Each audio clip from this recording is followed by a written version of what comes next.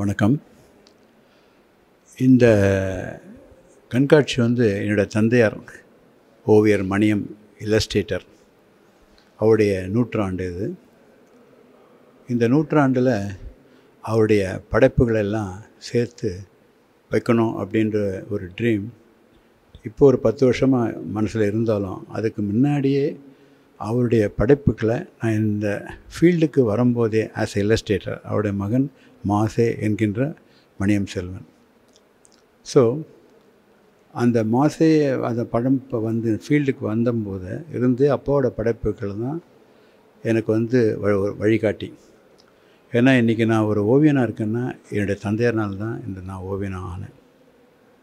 அதனால் இந்த ஓவியனாக நான் கற்ற 54 ஆண்டு அந்த அனுபவம் இருக்குது இல்லைங்களா, இந்த ஓவியனாக வாழ்ந்த அனுபவம், அது அப்பாவோட கம்பேர் பண்ணும்போது அவருடைய படைப்புகள் நான் இன்றைக்கி 45 ஆண்டுகள் இருந்திருந்தாலும் அவருடைய வாழ்ந்த காலம் வயது 44, ஆனால் ஓவியராக இருந்தது 28.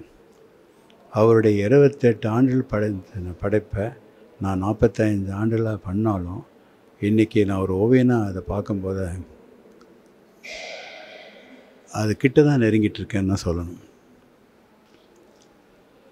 இந்த தாட்ஸ் எல்லாம் என் மனசுக்குள்ளே இருந்தாலும் இந்த நூற்றாண்டில் ஒரு புக், காஃபி டேபிள் புக் தமிழில் எடுத்துகிட்டு வந்திருக்கேன். சரித்திரம் படுத்த சித்திரங்கள்னு சொல்லிட்டு நூற்றாண்டுக்கு நல்ல ஒரு சிறப்பாக ஒரு பெரிய கேலரியில் வைக்கணுன்ட்டு லலித் கலா அகாடமி அந்த இதில் வைக்கிறதுக்கு நான் முற்பட்டு அந்த ஒரு வாய்ப்பு எனக்கு கிடச்சிது. ஸோ இதில் முக்கியமாக என்னென்னா தந்தையோட படைப்புகள் தான் முக்கியமாக இதில் இடம்பெறது தாட்ஸு. ஆனால் அந்த படைப்போட அந்த 28 வருஷம் 45 வருஷமும் சேர்ந்து 82 வருஷமாக ஒரு ஓவிய கலையினுடைய வெளிப்பாடாக இதை எடுத்து வரலாம்னு சொல்லி என்னுடைய daughters Subhashini Balasubramaniam and second daughter Tharini Balakrishnan, என்னுடைய சன் சுப்பிரமணியம் என்கின்ற லோகநாதன். ஸோ அப்படி தான் இந்த எக்ஸிபிஷன் க்ரியேட் ஆச்சு. பட் நான் நினச்சி கூட பார்க்கல இது எக்ஸிபிட் பண்ணும்போது நானே ஒரு ரசிகனாக எடுத்து பார்த்து வரும்போது நானே திருப்பியும் ரீகலெக்ட் பண்ணேன் அவருடைய ஒர்க்ஸை. அந்த எக்ஸிபிஷன் பண்ணுறதுக்காக கிட்டத்தட்ட 5 ஆண்டுகளுக்கு மேலே அதுக்கு செலவு பண்ணியிருக்கேன். டைம் மாத்திரம் இல்லை, அதுக்கு அந்த பழைய படங்களை நான் எடுத்து அதை சீர் பண்ணி அதை டிஜிட்டலைஸ் பண்ணிவிட்டு அதுக்கப்புறம் டிஜிட்டலுக்கும் சில விஷயத்தை கொடுக்கறதுக்கு. ஃபார் எக்ஸாம்பிள் இந்த படத்தினுடைய பெரிய படமே பக்கத்தில் ஒரு பெரிய சைஸ் போட்டிருக்கேன். ஏன்னா அந்த டீட்டெயில்ஸை என்ஜாய் பண்ணுறதுக்கும் ரியல் ஒரிஜினல் என்ஜாய் பண்ணுறதுக்கும். பட் மேஜர் ஒரிஜினல் தான் இது. முக்கியமாக அவருடைய வாழ்க்கை 41வது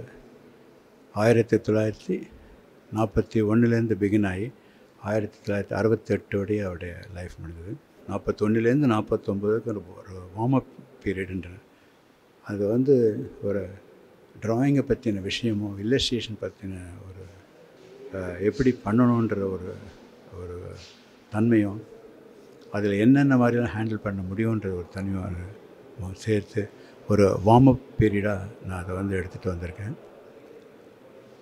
அதுக்கப்புறம் அவருடைய 1950 தான் அவருடைய கோல்டன் பீரியடுன்னு நான் அந்த பிகினிங் ஆஃப் கோல்டன் பீரியட் அப்படின்றத அந்த பொன்னியின் செல்வனுக்காக 1950 கல்கியோட பொன்னியின் செல்வன் இன்றைக்கும் அந்த கதாபாத்திரங்களும் சரி அந்த கதையும் சரி அது ரெண்டையும் இணைஞ்சி எல்லாரும் வாசகர் மனதிலையும் இடம்பெற்றிருக்கு.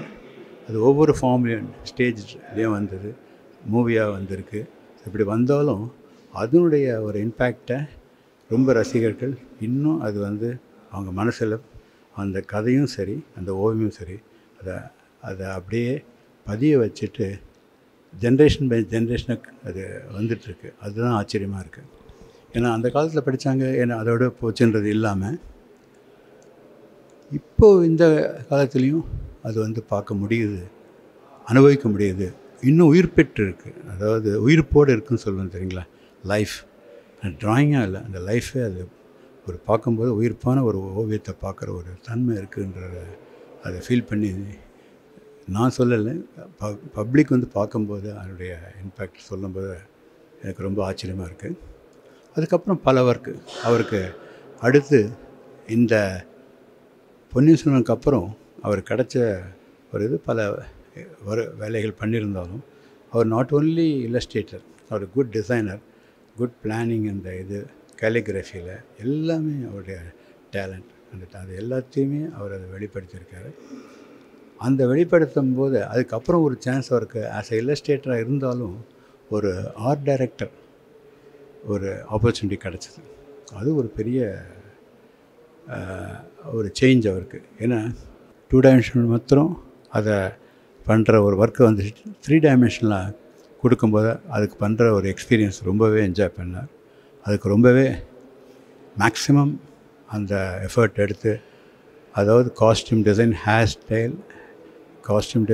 Hair style and set drawing, அந்த இது அந்த எல்லாத்தையுமே ஈவன் ப்ராப்ஸ், இப்படி எல்லாத்தையும் பண்ணி அந்த ஒரு படத்துக்கு தன்னுடைய முழு இதுவும் எஃபர்ட்டும் கொடுத்து பண்ண ஒரு பார்த்திபன் கனவு அப்படின்ற ஒரு திரைப்படம் அந்த காலத்தில் நல்ல சிறப்பாக வந்தது. அது ஆர்ட் டைரக்ஷனுக்கு ஒரு தனி மரியாதையும் இருந்தது, நல்லாவும் வந்த படம் அது. ஸோ இப்படி அவருடைய இது தவிர வெளி இடத்துக்கு போய் ஹம்பி, பாதாமி, ஏன்னா இதுக்கு முன்னாடி கல்கியோட அஜந்தாவில் தான் போயிருக்காரு. ஆனால் அது போன டைமெல்லாம் வந்து அவரோட கதைக்கும் ஒரு சம்மந்தப்பட்ட விஷயத்துக்கும்.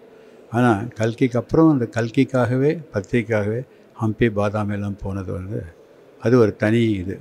அந்த இடத்துக்கு அந்த கல்கியோட அந்த தாட்ஸும் அவருடைய ரைட்டிங்க்கு உண்டான விஷயத்துக்கு தன்னுடைய விஷுவலைஸும் பண்ணி அவர் கலை பித்தனாகவே ஆக்கிடுது. ஒரு அந்தளவுக்கு அது மேலே ஒரு பேஷன், அந்த ஆர்ட் மேலே. ஸோ அவர் வந்து ஹம்பிக்கு போய் அங்கே ஒரு 2 மாதம் இருந்து அங்கே ஒர்க் பண்ணி அங்கேருந்து அதை வந்து தீபாவளி மலையில் பிரசவம் பண்ணாங்க. அதுக்கடுத்து பாதாமியும் அதே மாதிரி போய் 2 months அங்கே இருந்து ஸ்டடி பண்ணி அப்படி பண்ணும்போது தான் இதுக்கு பின்னணி எவ்வளோ இருக்குது, கதைகள் சொல்லிகிட்டே போகலாம் எப்படின்றது. அதில் அப்போ அதை சொல்லும்போது தான் விவரித்து சொல்ல முடியும். இப்படி தன்னுடைய கலையை நல்ல ஒரு பீக் டைம், கோல்டன் பீரியட் ஒரு பீக் டைம் சொல்லணும். அந்த மாதிரி டைமில் பிகாஸ் ஆஃப் அவருக்கு அந்த ஹெல்த்னால் அவர் வந்து 44 வயது இருக்கும்போது 1968 அவர் காலமாயிட்டார். அதுக்கப்புறம் தான் நான் வந்து இந்த ஃபீல்டுக்கு வந்தேன். அதுக்கு முன்னாடி ட்ராயிங்லாம் போட்டதில்லை. என்னுடைய ஃபைனல் முடிஞ்சது, அப்புறம் காலேஜ் ஆஃப் ஆர்ட்ஸ் சேர்ந்தேன். அதில் டிப்ளமா இன் கமர்ஷியல் தான் எடுத்தேன், அந்த காலம் டிப்ளமா. அப்புறம் இது வந்து கமர்ஷியல் லைனில் இருந்தாலும் இல்லஸ்ட்ரேஷன் ஃபீல்டு அப்பாவுக்கு பண்ண பற்கள்லாம் என்னை பாதிச்சுட்டே இருந்தது. அதுக்கப்புறம் ஃபுல் டைம் இல்லஸ்ட்ரேட்டராக 73க்கு அப்புறம் 74 ஒர்க்கு ரிசைன் பண்ணிவிட்டு நான் ஃப்ரீலான்ஸ் இல்லஸ்ட்ரேட்டராக இருக்கேன். ஸோ இன்னி வரைக்கும் அந்த ஒர்க்கில் ஒரு அப்பாவோட என்னென்ன அவருக்குள்ள எண்ணங்கள் இருந்ததோ அதுதான் எனக்கு வந்துட்டுருக்கிறதா நினைக்கிறேன். அவர் தான் என்னை இயக்கிட்டுருக்கிறதா நினைக்கிறேன். அதே மாதிரி இந்த படைப்பெல்லாம் பண்ணும்போது அந்த நல்ல ஒரு அனுபவங்கள், ஒரு வெரைட்டி, அதாவது சரித்திரத்துக்கும் சரி, சமூகத்துக்கும் சரி, ஆன்மீகத்துக்கும் சரி, இப்படின்னு பல விஷயங்கள், கவிதை, கட்டுரை, சிறுகதைகள், தோட்டக்கதைகள் அப்படின்னு வரும்போது அந்தந்த ஒரு டைமுக்கும் அது ஒர்க் பண்ணும்போது அது ஒரு நியூ எக்ஸ்பீரியன்ஸ் ஆகும். ஒரு தனித்துவமாக இருக்கணும்ன்ட்டு அதை முயற்சி பண்ணி அதை பண்ணிகிட்ருக்கேன். இது எல்லாத்துக்குமே மூல காரணமாக என் தந்தையார் தான், அதில் சந்தேகமே இல்லை. ஸோ இது வந்து எக்ஸிபிஷனுக்கு முக்கிய காரணமே, இந்த எக்ஸிபிஷன் வந்து நான் வந்து என் வீட்டுக்குள்ளேயே இருந்து அதுக்குள்ளே இருக்கிறதுல ஒரு அர்த்தமே இல்லை. எனக்கு அதை பயன்பட்டதுன்றது வந்து இருந்தாலும் கூட அது எல்லோருக்கும் பயன்படணும், எல்லோரும் பார்த்து ரசித்து எல்லாம் ஒர்க் பண்ணி அதுலேருந்து அவங்களுடைய ஒரிஜினலாக இருக்கிற தன் டேலண்ட் எடுத்துகிட்டு வந்து அவங்க நல்லா சக்ஸஸ் ஆகணும் அப்படின்ற ஒரு எண்ணத்தில் இந்த புக்கும் சரி, இந்த எக்ஸிபிஷனும் சரி நான் நடத்தி அவங்கள வந்து நெக்ஸ்ட்டு ஸ்டெப்புக்கு பல ஓவியர்கள் வரணும்னு ஆசை. அது எனக்கு ஒரு 10 பேர் வந்தால் கூட எனக்கு சந்தோஷம், அப்படி தான் நான் நினைக்கிறேன். ஸோ நிச்சயம் வருவாங்க. இன்றைக்கி ஆர்ட் வந்து எக்ஸ்பேண்ட் ஆகிருக்கு.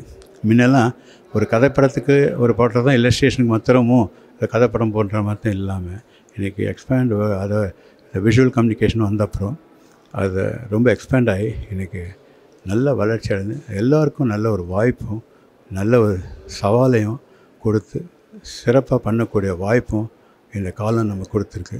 ஸோ இன்றைக்கி அந்த டெக்னாலஜியும் சரி அதை வந்தெல்லாம் வந்திருக்கிறதுனால இந்த ஆர்ட் ஃபீல்டு இன்னும் மேலே மேலே சிறக்கும். அந்தந்த தன்மையில் அது வெளிப்படும்ன்றது தான் என்னுடைய எண்ணம். நிச்சயம் வெளிப்படும். என்னுடைய வாழ்த்துக்கள். நன்றி.